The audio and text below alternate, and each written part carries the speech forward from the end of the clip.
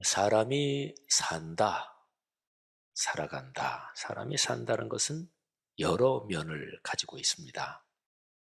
사람이라는 존재에서 육체의 생명 현상이 이어지는 것, 이거는 산다는 것에서 가장 기초적인 것입니다. 육체의 생명이 끊어진다. 그러면 무의미 더 이상 사는 게 아니잖아요. 육체의 생명이 연속되기 위해서는 먹어야 합니다. 그러니까 사람은 먹어야 삽니다. 먹지 않고는 누구도 살 수 없습니다. 사람이 떡으로만 살 것이 아니요, 이렇게 말씀하신 예수님의 말씀도 떡이 필요하다, 먹어야 된다, 이것을 전제한 말씀입니다.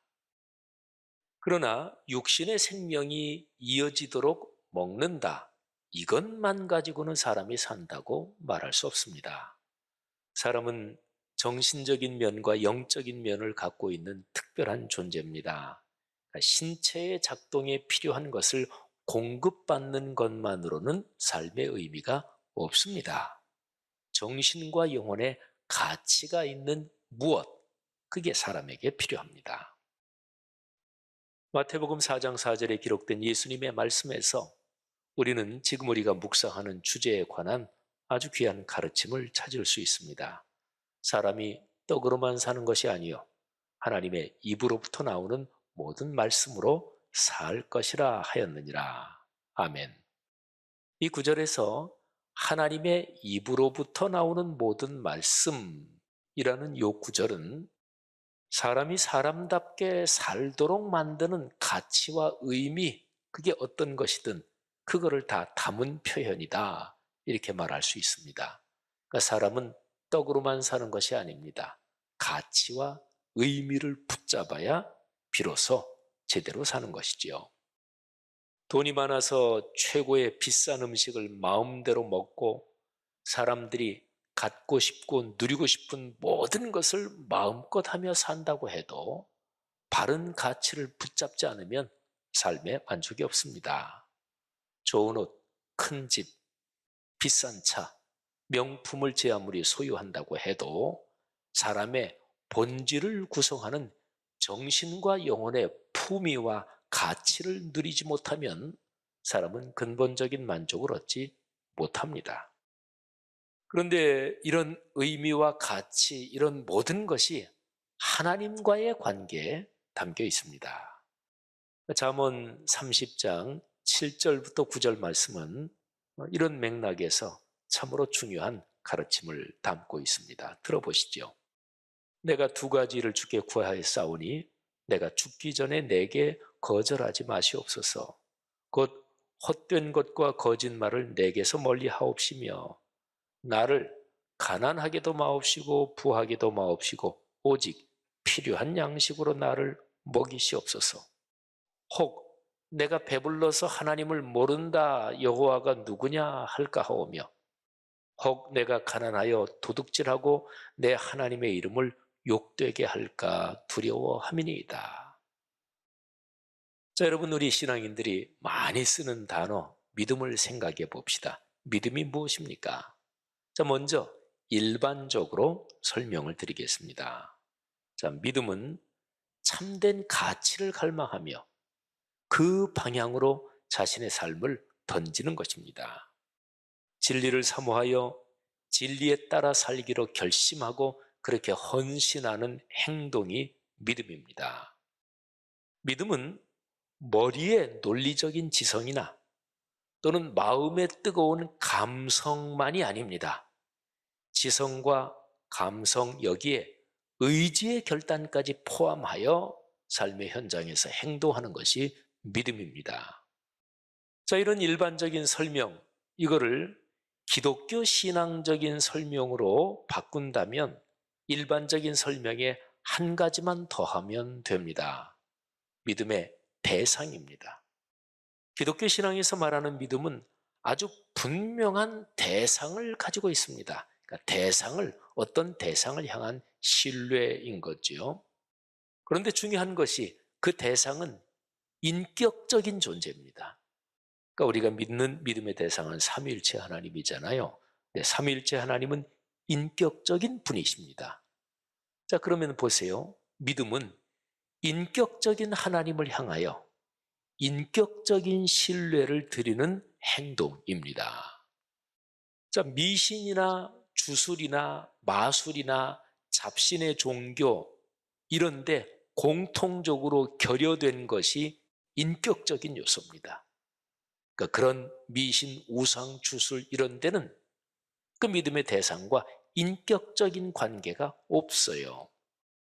인격적인 절대자를 지성과 감성과 의지의 인격적인 결단으로 신뢰해서 그래서 내 삶을 드리는 행위가 믿음이고, 그래서 이런 믿음에서 인간다운 믿음의 윤리적 삶, 그러니까 윤리가 여기에서 나오게 되는 거지요.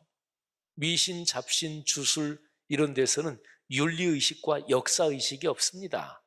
그런데 기독교 신앙은 인격적인 하나님과의 관계고, 그래서 거기에서 믿음의 결단을 하고, 그리고 품위와 윤리 있는 인간다운 삶이 흘러나오는 거지요. 자, 믿음에 관해서 로마서 4장을 한번 살펴보겠습니다. 로마서 4장은 구원받는 믿음을 설명하면서 아브라함을 본보기로 듭니다. 자, 오늘 본문이 설교 본문이 17, 18절인데 17절을 먼저 봅시다. 여기 17절에는 아브라함이 믿은 하나님이 어떤 분이신가 하는 것이 명확하게 기록되어 있습니다. 먼저 본문입니다. 기록된 바 내가 너를 많은 민족의 조상으로 세웠다 하심과 같으니 그가 믿은 바 하나님은, 그러니까 아브라함이 믿은 바 하나님은 죽은 자를 살리시며 없는 것을 있는 것으로 부르시는 이시니라. 아멘. 이 구절에 하나님이 두 가지로 설명되어 있습니다. 자, 첫째, 죽은 자를 살리시는 분. 두 번째, 없는 것을 있는 것으로 부르시는 분. 자, 먼저 첫 번째 표현을 봅시다. 죽은 자를 살리시는 하나님이란 표현은 아브라함의 생애에서 무엇보다 이삭을 제물로 바치라는 하나님의 명령에 순종한 그 사건과 연관됩니다. 아브라함에게 이삭은 100세에 얻은 아들이고, 그리고 가정과 가문을 잇는 유일한 적자 외아들이었습니다. 하나님께서 그 아들을 죽여서 제물로 바치라고 명령하십니다. 아브라함에게 이 명령은 어떤 식으로도 설명하지 못할 불합리 자체였습니다. 도무지 이해하지 못할 일이었습니다. 그런데도 아브라함은 순종합니다. 히브리서 11장 19절은 이 구약 성경의 아브라함 사건을 이렇게 해석합니다. 아브라함이 하나님이 능히 이삭을 죽은 자 가운데서 다시 살리실 줄로 생각한지라. 비유컨대 그를 죽은 자 가운데서 도로 받은 것이니라. 아멘. 아브라함이 자기 아들 이삭을 죽이기까지는 못했어요. 하나님이 막으셨죠. 그런데 비유적으로 보면 이삭은 죽은 거나 다름없다. 그리고 죽은 이삭을 하나님께서 살리셔서 도로 받은 것이나 똑같다. 이런 해석이었죠. 그렇습니다. 하나님은 죽은 자도 살리시는 분입니다. 아브라함은 바로 그런 하나님을 믿었다. 이런 얘기죠. 자, 로마서 4장 17절에 기록된 하나님에 관한 두 번째 표현을 보겠습니다. 하나님은 없는 것을 있는 것으로 부르시는 분입니다. 이 표현은 금방 하나님의 창조를 떠올리게 합니다. 창조가 무엇일까요? 근본적인 의미로 본다면 창조는 절대 무에서 유를 만드는 것입니다. 로마서 4장 17절의 표현이 바로 이런 내용이에요.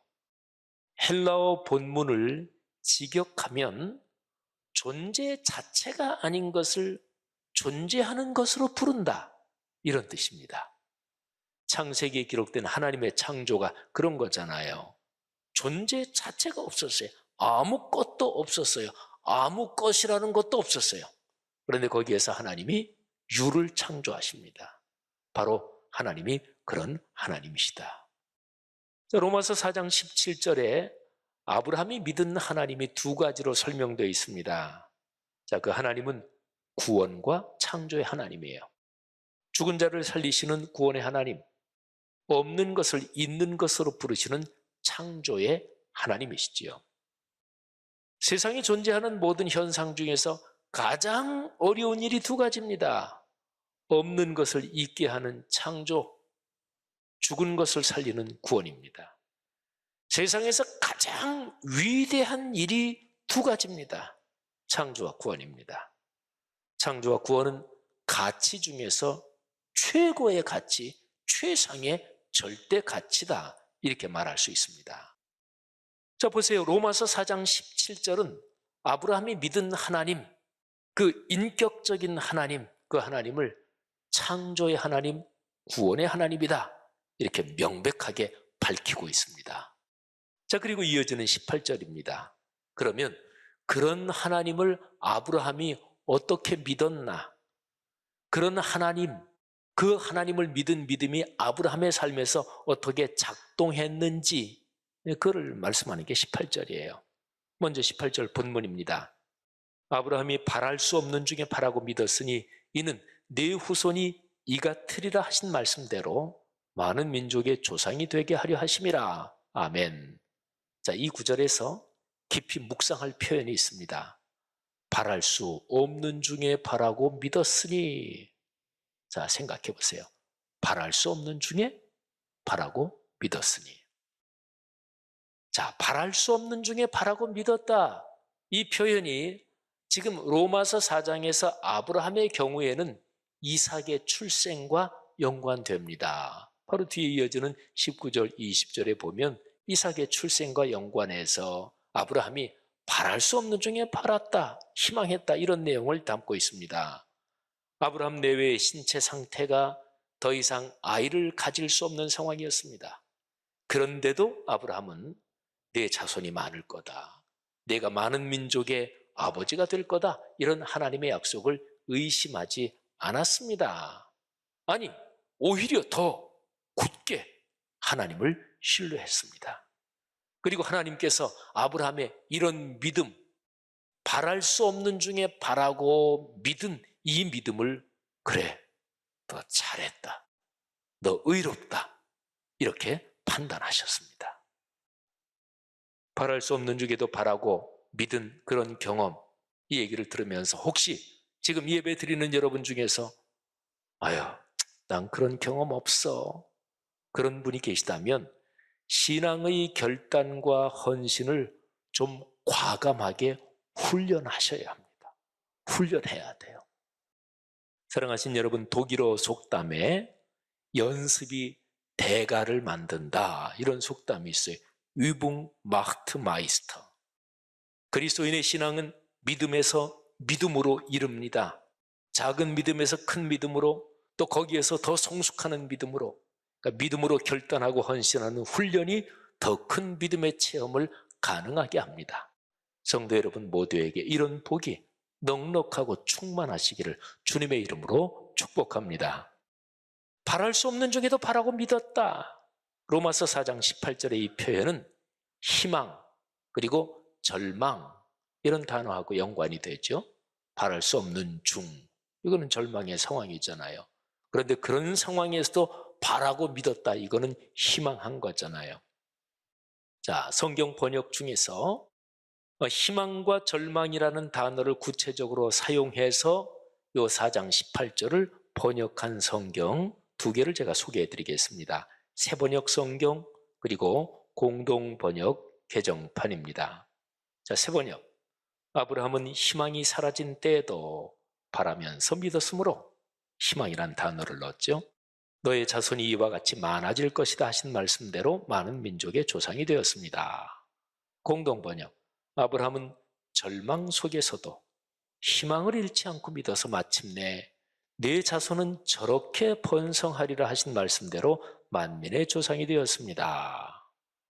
자, 여러분, 로마서 4장 18절이 참 감동적이에요. 그렇죠? 희망이 더 이상 존재하지 않는, 그러니까 절망뿐인 상황에서, 말하자면 바랄 수 없는 중에서 바라고 믿는 용기, 이것이 아브라함의 믿음입니다. 여러분 생각해 보세요. 만일 어떤 사람이, 그리고 여러분이 이런 믿음이 있다면 무엇을 두려워하겠습니까? 이런 믿음이 우리 안에서 늘 자라가고 있다면 그러면 세상에서 극복하지 못할 일이 무엇이겠습니까? 이런 믿음이 여러분에게 더 넉넉하기를 축복합니다. 자, 그런데 이제 4장 18절에서 헬라어 원문을 설명드리겠습니다. 그러니까 헬라어 원문에서 아브라함이 바랄 수 없는 중에도 바라고 믿었으니, 여기까지의 헬라어 원문, 이거를 살펴보면 진짜로 감동적입니다. 원문의 구조가 단순합니다. 그리고 강력합니다. 자, 이 문장에서 헬라어 원문은 문장의 주된 요소 주어, 수어지요. 주어가 아브라함은, 그리고 수어 믿었다. 이거는 헬라어 원문으로도 두 단어고 한글로 번역해 보면 이렇습니다. 아브라함이 믿었다. 자, 두 단어잖아요. 아브라함이 믿었다. 그리고 사이에는 점점점. 자, 그러면 점점점 가운데 들어가는 내용은 무엇일까요? 아브라함이 무엇을 믿었나? 어떻게 믿었나? 그 내용이 가운데 들어가요. 그러면 가운데 들어가는 내용, 그것만 한번 헬라어 원문에서 직역하면 다음과 같습니다. 희망을 거부하고 희망을 향하여. 자, 보세요. 헬라어 원문에는 희망이라는 단어가 정확하게 2번 나오고요. 그리고 희망이라는 2번 나오는 단어 앞에 각각 전치사가 붙는데 전치사는 각각 달라요.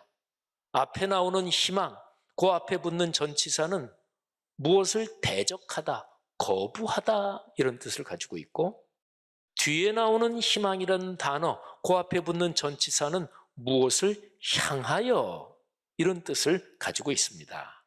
그러니까 아브라함이 어떻게 믿었느냐, 이거를 설명하는 이 헬라어 원문은 희망이라는 단어 2개, 같은 단어죠. 그리고 각 단어 앞에 서로 다른 전치사 1개씩, 그러니까 단어가 4개입니다. 자, 그러면 주어하고 수어까지 합하면 헬라어 원문에는 아브라함이 바랄 수 없는 중에도 바라고 믿었다. 요거는 헬라어 원문으로는 단어가 6개예요. 주어 맨 뒤에 수어, 그리고 가운데 4개. 자, 헬라어 원문에서 6개의 단어로 된 것을 제가 한글로도 6개의 단어로 직역해 보겠습니다. 다음과 같습니다. 아브라함은 희망을 거부하고 희망을 향하여 믿었다. 요거를 잠시 더 한번 보세요. 자, 아브라함은 믿었다. 그런데 희망을 거부했다. 그리고 희망을 향하여 믿었다. 자, 보세요. 이게 얼른 이해가 안 되죠? 희망을 거부했다, 또 희망을 향하여, 이게 무슨 뜻인가? 로마서 4장 18절에 헬라어 원문이 사실은 이렇게 되어 있어요. 아주 단순하게. 그런데 성경 번역 중에서 얼른 읽어서 이해는 잘 안 되지만 헬라어 원문대로 직역한 성경이 영어 성경 NIV, New International Version, 그리고 독일어 성경 쥐리히 성경이 이런 식으로 원문을 살려서 번역했어요. 내용을 좀 쉽게 말하면 우리 개역 개정판에 있는 대로, 또 제가 아까 새 번역 다른 성경 읽어드린 대로 바랄 수 없는 중에도 믿었다, 절망 상황 중에서도 그래도 희망했다, 이런 얘기예요. 그런데요, 헬라어 원문을 제가 직역한 걸 말씀드렸잖아요. 잘 이해가 안 되지요. 그런데 이거를 참 멋지고 감동적으로 이렇게 해석할 수 있습니다. 희망이란 단어가 2개가 나오잖아요. 헬라어로 똑같은 단어예요. 그런데 이 2 단어, 이 희망을 각각 다르게 해석하는 거예요. 앞에 나오는 희망은 인간적인 모든 희망을 뜻합니다. 그러니까 그 희망을 거부하고 이런 거예요. 그러면 지금 아브라함의 상황에서는 인간적인 모든 희망은 무엇을 말하나요? 아브라함이 이삭을 얻기 전에 자기 집안에서 자란 엘리에셀을 자기의 대를 이을 아들로 삼으려고 했습니다. 인간적인 희망이죠. 하나님이 그거 아니다 그러시니까 이제는 부인의 여종 첩 하갈에게서 이스마엘이란 아들을 낳았는데 그 아들로 대를 이으려고 했습니다. 하나님이 그것도 아니라 그러시죠. 이게 바로 앞에 나오는 희망, 인간적인 모든 희망입니다. 그리고 뒤에 나오는 희망은 하나님의 말씀이 가리키는 희망, 하나님이 주신 말씀의 약속을 꽉 붙잡고 그리고 마음속에서 솟아나오는 희망을 말합니다. 성도 여러분들이요, 아브라함은 인간적인 모든 희망을 거부했습니다. 거절했습니다. 말씀의 약속에서 참된 희망을 찾았습니다. 그 희망에 자신의 삶을 걸었고 그리고 그 희망을 향하여 한 걸음씩 걸었습니다. 사랑하는 성도 여러분, 누구의 삶에나 어려움이 있습니다.